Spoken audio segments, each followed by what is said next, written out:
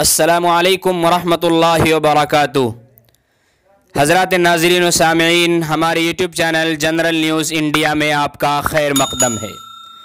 دوستو، آپ کو معلوم ہوگا کہ پچھلے جمعے کی رات میں قبلہ اول مسجد اقصیٰ کے اندر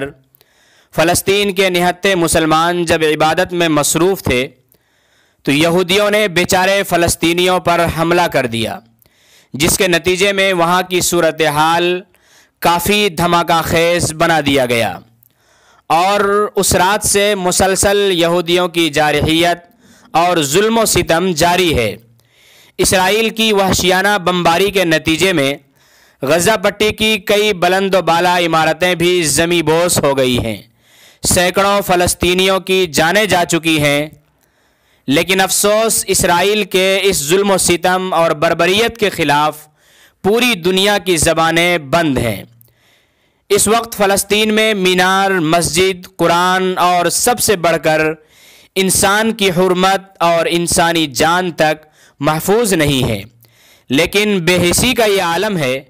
کہ مسلم حکمراں بھی سکوت اور خاموشی اختیار کیے ہوئے ہیں، لیکن اللہ کا شکر ہے کہ وہاں کے مسلمان پوری ہمت و جرأت اور ایمانی قوت کے ساتھ ڈٹے ہوئے ہیں۔ ظالموں نے مسجد کے مینار اور در و دیوار کو بھی توڑ ڈالا، پھر بھی ایک مسلمان مسجد کی ٹوٹی ہوئی در و دیوار اور ملبوں پر کھڑے ہو کر اللہ اکبر کی صدائیں بلند کر رہا ہے۔ آپ اس ویڈیو کے اندر اس کو سن سکتے ہیں۔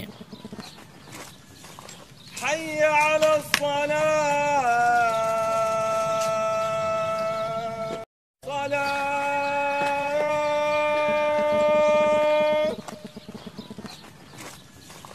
حي على الصلاة